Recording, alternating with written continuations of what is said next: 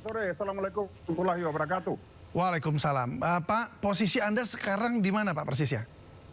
Kita berada di Aceh Tamiang akan menuju desa yang namanya Babo. Di mana informasi yang kita terima, desa Babo ini desa yang cukup terkena parah akibat banjir bandang 2 bulan lalu.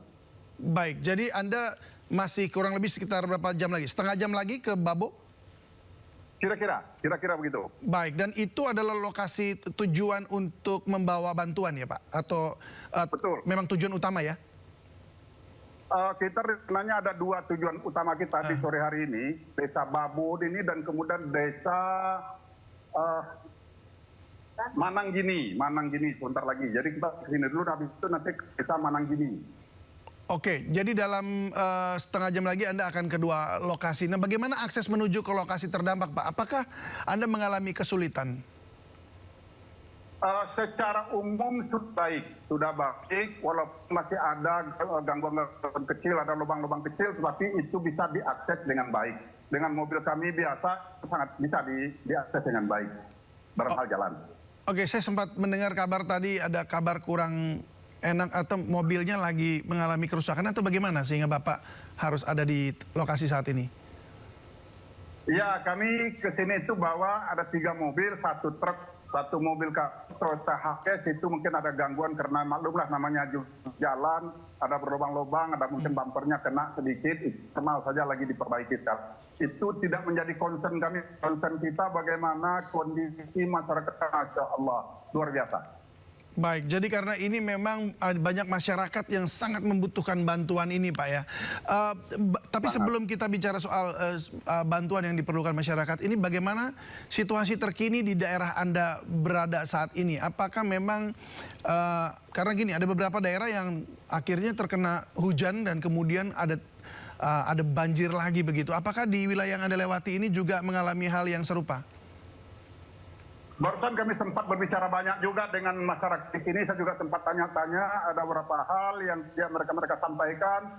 Salah satu setelah itu sempat ada wuru-wuru, ada pemberitahuan dari pihak terkait akan ada lagi supaya waspada. Mereka betul-betul sudah stres, sudah deg-degan mendengar soal akan ada lagi. Tetapi alhamdulillah hari ini cerah, sangat baik. Dan mereka juga sangat apresiasi sekali TNI yang membersihkan daerah mereka. Luar biasa, mereka senang banget. Baik, jadi Anda juga melihat TNI ada di situ untuk membantu warga setempat, Pak ya? Betul. Bahkan menurut mereka, kalau mereka akan menggunakan tenaga yang mereka punya, mereka sudah tidak sanggup. Justru yang membersihkan, mengangkat, ada kasur lah, ada spring bed lah, ada segala macam itu ada anak muda-muda TNI Wow, luar biasa. Jadi apakah betul sepanjang perjalanan yang Anda lihat ini memang sudah banyak orang bantuan mungkin dari pihak pemerintah seperti TNI gitu yang turun ke lapangan untuk membenahi seperti jembatan beli begitu lalu membuka akses? Kalau jembatan beli kami belum melewati, tetapi kalau membuka akses di sini itu betul-betul sangat dihargai oleh masyarakat. Mereka sangat paham, tanpa adanya kawan-kawan dari TNI yang membantu mereka tidak bisa apa. Mereka sudah angkat tangan. Hanya dari kawan-kawan TNI lah mereka berharap banyak sekarang. Baik, untuk gambar yang Anda kirim, tadi itu sempat ada seperti antrian di pom bensin. Apakah memang terjadi antrian panjang atau sudah normal saja sebenarnya? Sebenarnya sudah normal saja, tidak ada lagi yang spesial, semuanya sudah tertangani dengan baik. Wow, jadi ini sebenarnya sudah baik. Tapi berarti apa yang menjadi kebutuhan masyarakat di sana saat ini, Pak? Kalau yang akan kami tuju ini, gini, kalau di daerah tempat kami sekarang berada ini, air bersih menjadi persoalan. Jadi mereka itu hanya ada sumur yang berada di masjid. Pada waktu saya tanyakan, bukankah sudah ada sumur yang akan dibuat oleh pihak berwenang dan ternyata belum sampai sini. Baru mungkin ada rencana-rencana tetapi belum. Bahkan dengan bapak-bapak TNI tadi juga begitu, yang ada cuma satu-satunya sumur di masjid, itulah yang mereka pergunakan untuk kebutuhan-kebutuhan sekarang ini. Luar biasa. Baik, apakah dalam kebutuhan air ini tadi masyarakat dalam keadaan betul-betul sudah kekurangan air, artinya suplai air minim sekali atau masih ada untuk beberapa hari ke depan? Sangat minim, air itu datangnya pakai truk. Jadi pakai truk tangki, air itu datang ke sini. Jadi kalau berharap dari sumur, ya cuma ada satu-satunya di masjid, susah mereka untuk memakai. Dan itu pun sangat tidak mungkin untuk dijadikan air minum. Jadi kalau untuk kebutuhan minum, itu mereka mengharapkan air yang disuplai pakai tangki datang ke sini. Oh, itu tangkinya dikirim dari?